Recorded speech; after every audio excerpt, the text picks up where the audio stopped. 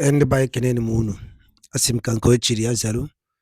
Anyị sị na ọ dịrị n'Igbo na mma na n'Igbo ya dịka echi na-eche ada agwụ agwụ. Otu anyị kwuru otu akwa ya dịrịrị. Ise ise ise. N'ụbọchị nke taa anyị wetara unu ozi unu na anyị n'iru akwụkwọ. Onye na-afụ n'iru akwụkwọ bụ Dele Farotimi. O nwere okwu okwu n'iru akwụkwọ gbasara maka Nigeria. Ife a bụ eziokwu a na-akọrọ mmiri. The bitter truth about Nigeria. Everybody need to hear this.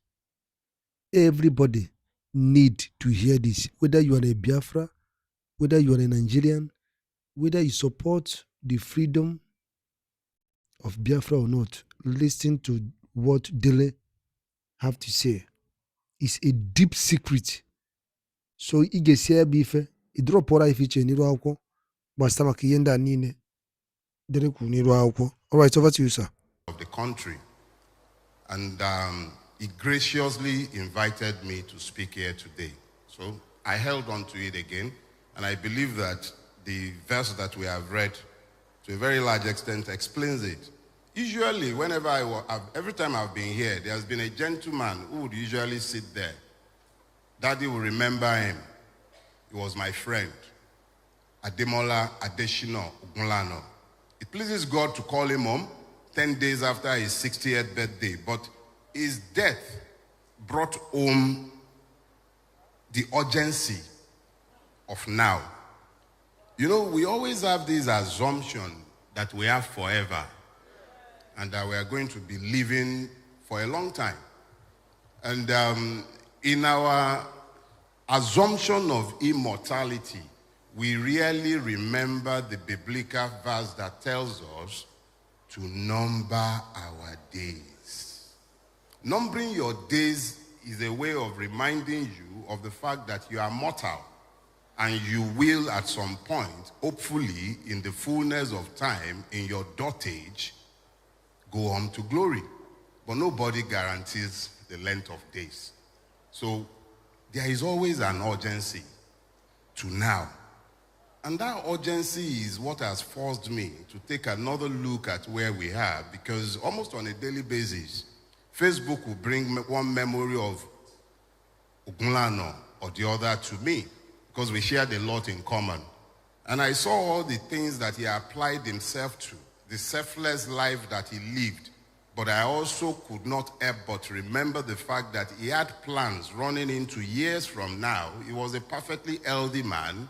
He never slept a day in the hospital, but he's gone. He's gone. I woke up yesterday to find news of another person gone. We were in university together. He also had plans. So it became clear to me that this illusion that forces us to keep postponing needs to be challenged. But our own situation as a people, more urgent attention, not reactions. Reactions come about when things happen and you quickly run away. Maybe somebody shoots a banger in here now, so we all react. You don't plan for reactions. You simply do what comes natural to you in that moment. But responses, on the other hand, are slightly different. Responses means that you have enough time to plan what you should do. At least you have sufficient time to act without panic and in a reasonable or reasoned manner, regardless of the situation that you are confronted with. I'll bring all of this to our scripture, because how does this concern us as a people? The totality of my life's focus is about securing a future for the Nigerian child. My own is completely selfish. I don't know you, but I know the children that I have at home. I know all the other children that are connected to me in one way or the other, and I look at that future and I am scared. So I looked at the totality of our situation, and this scripture came to mind. It was the story of the lepers that came to mind, because I found it disturbingly analogous to the Nigerian situation, even though we sometimes do not seem to realize just how much our situation is analogous to that in that story. We are the lepers. let me let that sink in. We are the lepers in that story. If you notice, I didn't say I am. I didn't say you are. I said we are the lepers. Nobody is born leprous. Leprosy is acquired after birth. I know you all tell yourself one very common lie. The commonest lie in Nigeria is your claim to citizenship. You tell yourselves that you are citizens, but it is a lie. It is only those who enjoy the immunity of impunity that are capable of enjoying Nigeria. If you do not have impunity, the capacity to live above the ambit of the law, you are a leper. Lepers were taken before the court in Abuja. Just, I think, a couple of days ago. Or was that yesterday? No, it was on Friday. They took lepers to a court in Abuja. And you know by law, if you go to the book of Leviticus, lepers are treated as being separate. Because if they were not separate, they should have equal access to justice. And I am sure that nobody should be required to tell a judge who is sworn to protect the weak that those are citizens, if they were citizens. Once upon a time, there was the delusion of citizenship in Nigeria. And that was before the leprosy of immunity or impunity meant that those who should be above the law are within the city gates. They are out, they are inside the city limits. Inside, they are in the city. The lepers, they were at the gate. Those are the ones excluded by society. And if you thought that was all, I'll remind you that those who were killed at Lekki Toll Gate, they were also lepers. That is why the society has continued to pretend that they did not exist, in spite of a judicial pronouncement of a massacre. So, lepers. The theme of leprosy, I know it might sound shocking to you, but the reality is that what makes the Nigerian a leper is the fact that he is excluded. The only thing that includes everybody is the rule of law. When the law does not rule, when you have exceptions, those exceptions can only be explained by something. Okay. If we ask ourselves, exactly what is the effect of leprosy? One of the first things that you notice with leprosy is that the leper's digits begins to fall off. So his capacities becomes limited. He can't even, Yorubas have a proverb, they say, abere bolo adete odete. It means that the needle fell off from the leprous finger, and now he has no way of picking it up. So it becomes a quandary. That is the situation with the Nigerian. You go abroad, you are separated. They separate you at airports. Within Nigeria, the policeman looks at you like our dishonorable mascot. He looked at a boat driver. The average boat driver in Nigeria is a university graduate.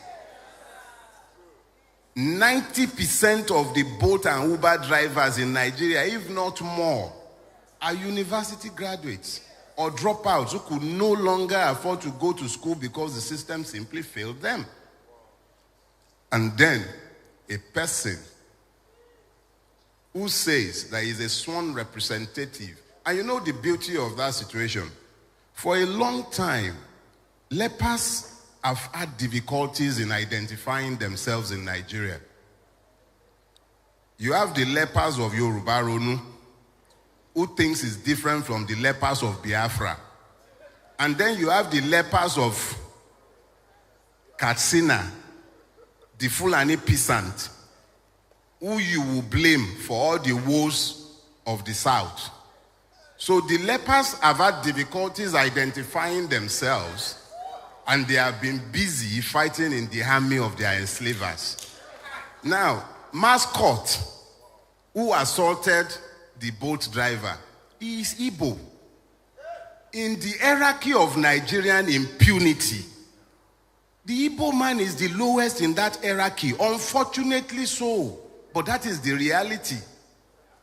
If that guy, Mascot, if he was an Hausa or a Fulani man, we would not be united in condemnation of his evil. We would have been distracted by his ethnicity or religiosity, and we would have been debating that. If the king of Nigeria, who is sat within the city limit in Aso Rock, were to be a man from the Delta, when they brought the lepers to court in Abuja on Friday, Arewa would have gone crazy. But we have Mumu, Muslim. Nobody can preach about it, and everybody is suddenly silent. Let me say this. When we allow ourselves to ignore the fact that everything we hate, we also fear, then it becomes easy to recruit us into the armies of our oppressors to begin to fight on behalf of those who have enslaved all of us. I'll show you. A few months ago, a certain cross-dresser in this town was arrested for spraying money. There are numerous videos online where you find obas, politicians, governors, even presidents, ex-presidents spraying money. But of course, EFCC is not meant for the like of them. It is the lepers that the EFCC must find. And of course, who is more leprous than the one who does not look like you? So, we were all pressed into service in 18 Bobrisky to the point where we ignored that the law that was enforced against him is ignored in relation to others. Bobrisky, which is a paradox for Nigeria, the country we have all built, was now meant to go to jail. But of course, since the jail in Nigeria is meant for the poor and the weak, Bobrisky was able to assess the levels of injustice that is available to non-lepers. So he equalized with money. And then you begin this hypocritical belly aching that has run from the bowels of the disgraceful National Assembly, and they are having all kinds of circuses. And we are all entertained, and we ignore that if it was available to the person we don't like, in relation to which we are now bleating, it was available to the murderers who could afford it. It was available to the armed robbers who could afford it. It was available to the kidnapper who could afford it. It was available to each and every one of the persons who could either afford it or who are members of the non-leprous class, whom the class is punishing and are sent to Kirikiri or other correctional or in-correctional centers. The important thing that we all need to understand in this case is that there is a commonality to this affliction that we forget when we convince ourselves to embrace the hatred by which we have been divided. Who are the Syrians? At least, I think by around verse 5, they start telling us about how the Syrians tents were there. So, who are the Syrians? The Syrians are your fears. The Syrians are the hatreds. All the things that you have used to divide yourselves, those are the Syrians. Everything that we desire as a collective, because I doubt that there is anything the Yoruba wants that the Igbo man does not want, or that the Ijaw man does not want, or that the Fulani man would dislike. We all want the same thing, but we are failing to see the commonalities. The Syrians represent our fears. Everything we desire is at the other side of our fears. Your fears also encapsulate your hatred. Like I said earlier on, it is impossible to love something and hate it. But you cannot ever fear anyone or thing without hating that thing. It is only God that you may fear. And I say this, myself and Daddy have had this discussion before. The proper word is not fear. You don't fear God. You reference him. Is referential awe. Respect, deep respect for his capacities, because it comes from you knowing him. You know what he can do. So you respect, venerate him. You don't fear God. It is reference, not in the fear of you are trembling. Even if you tremble before God, it's out of reference, not out of fear of injury. So let us be clear that everything that we seek is at the other side of our fears, of our hatred. If you look at 2 Timothy chapter 1 verse 7, to be specific, that's 2 Timothy chapter, it says, for God has not given us a spirit of fear, but of power and of love and of a sound mind. You know, it is impossible for you to have the soundness of your mind and embrace hatred. It is impossible. It is simply impossible.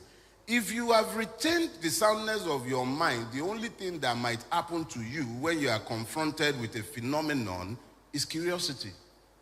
You are curious. That's why you see Oyibo, when they run into something strange, they want to capture that thing, they want to study it. You know what we will do? If we are not casting and binding, we are finding the kumo with which we will kill that thing, because we are fearful. We have embraced the spirit of fear. And that spirit of fear also predisposes us to hatred. So anything that does not look like us, we are afraid of it. And we cover our fear with the veneer of hatred, because it's easier to confess hatred than to confess ignorance. The average person that you are hating on, whether it's the Yoruba Ponu faction of our country, whether it's the Arewa supremacist, whether it's the Biafran must go, whoever you are in Nigeria, our problems are the same. Exactly the same. It is in now recognizing that these problems are the same that we can now form alliances that leads us out of where we are. If you've ever seen ants, thank you. When you see ants in floods, when there are floods, you find that ants build bridges. They knot themselves together, they join together to build bridges, and then others will climb on top of them and they all cross. And I did a social experiment in my house. I asked my wife to witness it one day. You know, when you see column of ants, and I can be a very curious person in spite of my age, I'm still a child. So I picked up a lighter one day and I burnt them. I'm sorry to confess, may God forgive me. So, and then I came back later on and I discovered that I couldn't find a single one. I was curious. I told my wife. So I did it a second time.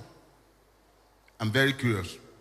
And then this time around, I saw that it was the ants themselves that were coming back to pick their dead. If you don't believe me, try it on your own. But even more curiously, this morning, a friend sent me a scientific fact. Something said by Sir David Attenborough, and I want to share it with you so that I'll further explain this theme of finding common purpose. Sir David Attenborough said this. He said, biologists say that trees are social beings. They can count, learn, and remember. They nurse sick members, warn each other of danger by sending electrical signals across a fungal network. and for reasons unknown, keep the ancient stumps of long-felt companions alive for centuries by feeding them a sugar solution through their roots. I'll share this with Daddy. That's Sir David Attenborough, one of the foremost nature scientists in the world. Now, this is what when I read that piece, what scared me is the fact that trees that we would refer to as inanimate objects, they understand the need to synergize. They do not think or believe that they are alone. They understand the need for everybody to work together as a collective. I look at us, especially we Nigerians, and even more particularly our siblings, brothers and sisters, mothers and fathers who live in the diaspora. I sometimes hear them complaining about the racism in the countries in which they reside. And I am amazed that they could simply not recognize that the racist is merely the superior cousin of the tribalist. If you cannot accommodate the Igbo in your space, or you could not accommodate the Yoruba in your space, or you think the Fulani man is your problem, how do you say anything about the racist? The racist at least has the excuse of skin pigmentation. Who's your own? So, the biggest problem of the lepers would appear to be an inability to recognize themselves. Now, they didn't tell us that the lepers went in different directions. The scripture is clear. Although some scriptures, some Bible students will tell us that these were the children of Geas and his children. But it still does not explain the fact that they found the grace to act in concert. They moved as one. Two did not say, let's go into the city. They didn't remember this. In spite of the fact that they were lepers, they were not stopped from entering the city. They could have entered. So because you are carrying a Nigerian passport does not mean you are a Nigerian citizen. They could enter the city. They simply could not enjoy the privileges of others. So let's be clear, you can enter the city as Nigerian, you have your NIN, you even have BVN, you carry your passport. In fact, they asked you to go to your local government to get confirmation of your leprosy, and you did. Oh, sorry, your citizenship, and you did. So, the only problem is that the lepers are not recognizing themselves. And you know what makes the situation even worse for the lepers? You can't vote your way out of your leprosy. Okay, you don't believe me? Go and ask the people who pretended to vote in Edo, and they will tell you what their experiences were.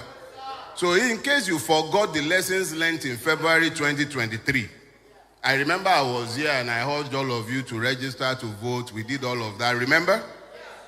And you should get you remember now, we said it that we did all of that.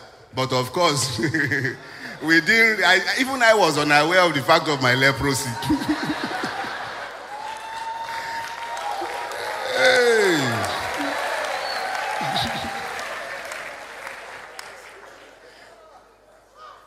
See, the fact of our situation is that everything that we desire is on the other side of our fear. That your fear and the hatred you sometimes harbor, they're twins. If you would instead focus on the fact that the things you desire for yourself is no different from what the next person desires for themselves, even though there might be slight variations, we can at least agree on a raft of things that are common to all of us. I am sure that when the mascot of impunity, I'm sure that part of his campaign, because I think he's an APGA representative, he even had one picture next to him on his poster. Our brother Ikemba, may God rest his soul. Ikemba was gracing his campaign poster. Ikemba was right there. But did he ask the ethnic affiliation of the boat driver? He did not. Our ethnicities do not matter to our oppressors. The fact of our leprosy only matters to us. They don't care. They are above it. You know, when you say you are above principalities and powers, they are above leprosy. We are the ones who need to get it into our heads that all the things that we are using to divide ourselves do not divide those who have divided us and who are the ones profiting from where we are. But I can tell you all about the fact that we are the lepers. I can tell you all about the fact that the Syrians are our fears. I could even make an effort and say to you that the king and those within the city are those who are enjoying the impunity that we have spoken about. But it does not bring the urgency of now into focus. After my friend passed on, a Yoruba song kept rising up in my spirit. And it wouldn't leave. So from time to time, I will sing it, and don't worry, I'm not going to attempt to do anything like what your choir did. And it's most definitely not a Christian song, but it's a godly song. Because it does preach directly from the scriptures. It says, Ṣèyí tó ṣe ọ̀rẹ́ mi ọjọ́ ń lọ. Ṣèyí tó ṣe ọ̀rẹ́ mi ọjọ́ ń lọ, èyí tó bá ṣe là ó ròyìn. Ṣèyí tó ṣe ọ̀rẹ́ mi ọjọ́ ń lọ. I would interpret for you. He says, do what you will, for time is far gone. That's all he's saying. Ṣèyí tó ṣe ọjọ́ ń lọ. We can stay in our state of leprosy until we die. And then our children will inherit it. And you know the amazing thing about this sickness? Daddy even alluded to it when he was speaking earlier on. He said, truth dies in darkness. When a lie endures for so long and the sufferers become complicit in the erection and maintenance of that lie can actually become the truth in the consciousness of the victims. So each and every one of you, I'm speaking to you as my fellow lepers. I recognize the fact of my leprosy. I'm a Nigerian. That's why I'm always careful to explain that I'm not a citizen. I'm a victim of Nigeria. It is the grace of God that has kept one from the grave up till this point. 6 years ago, almost to the exact day, I was sent to prison by a court in this country for life, in the service of a church in this city.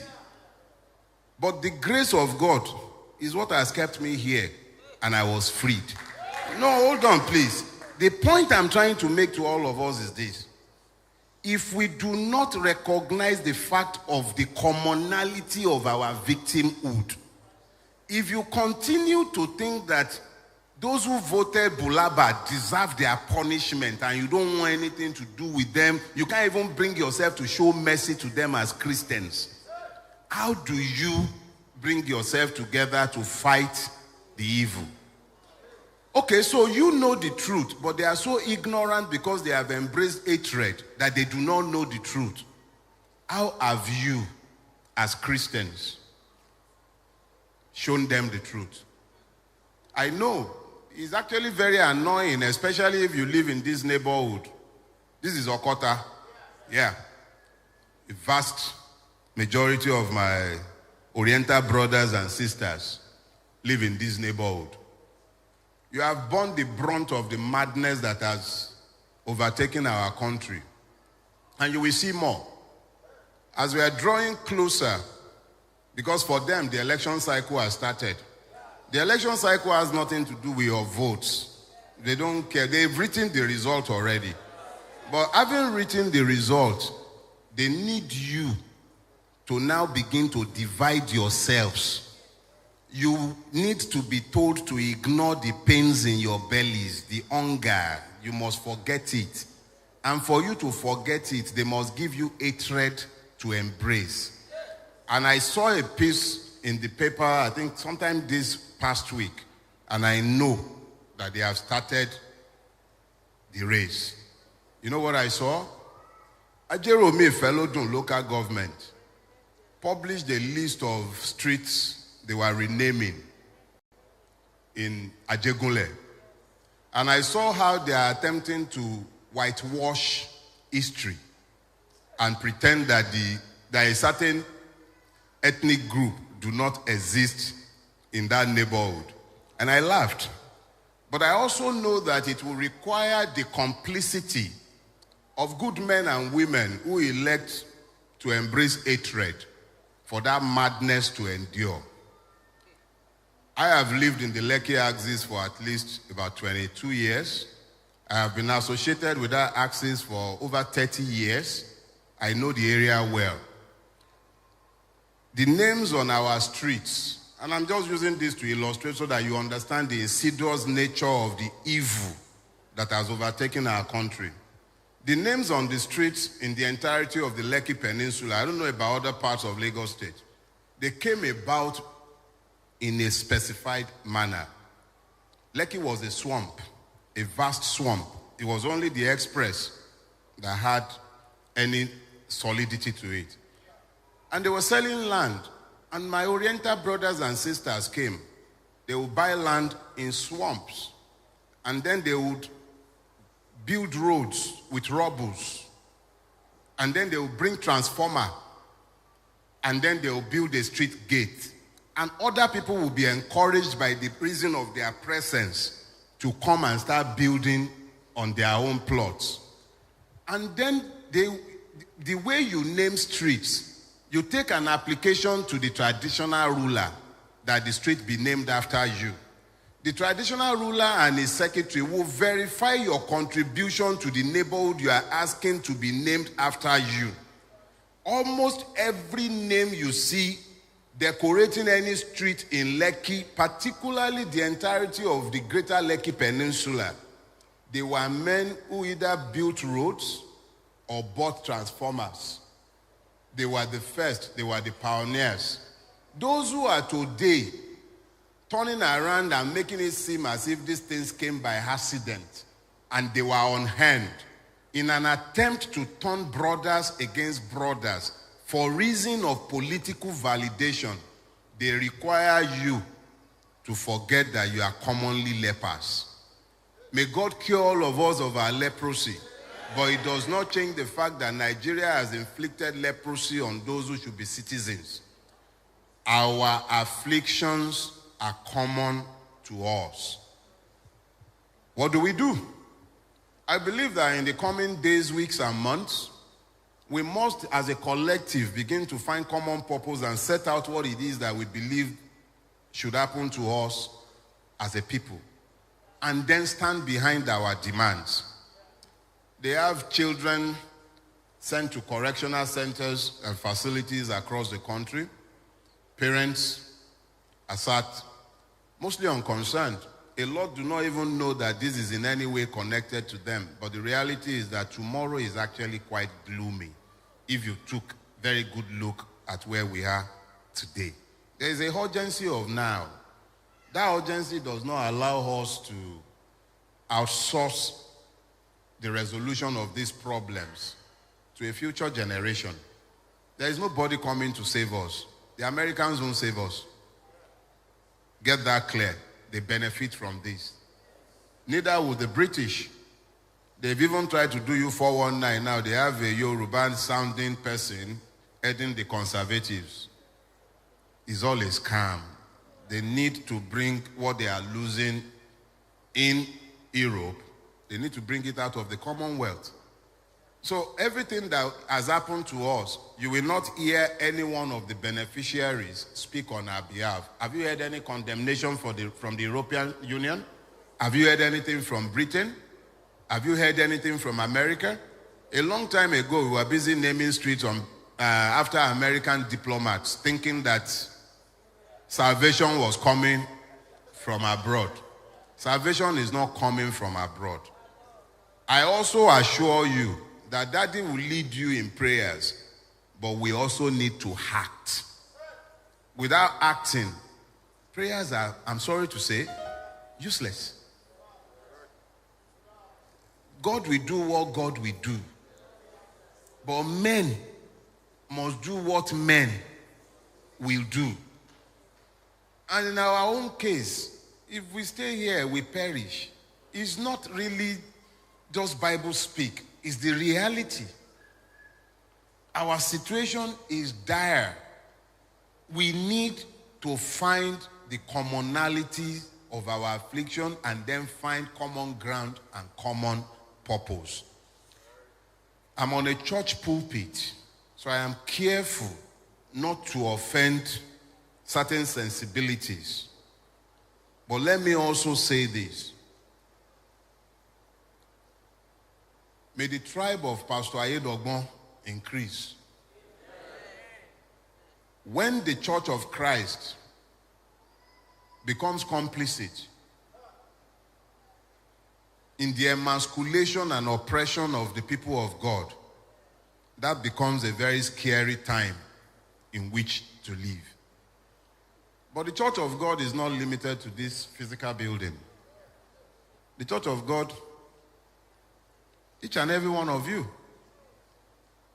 what do you do in your private space? How have you communicated the need to act as one in your private space? Do you even understand the urgency of where we are in your private space? We can wait for prayers, we can fast and pray, but if we do not act, nothing will change. We are the ones who will save us. And we really don't have time again. And just like I'm saying, we don't have Ende ba ngwadalo le nenu dike unu no ife wanna ewoke bo dere ko ni akwụkwọ ka ifi were ikwu gbasata maka ya bụ ife maka o eziokwu a na-akụlụ mmiri ka o kwuru ka ifi were ikwu dọrọpụrụ ife iche n'iru akwụkwọ na Eastern News 24 ka ife iche ngwadalo le nenu ụmụnne m ka emesịa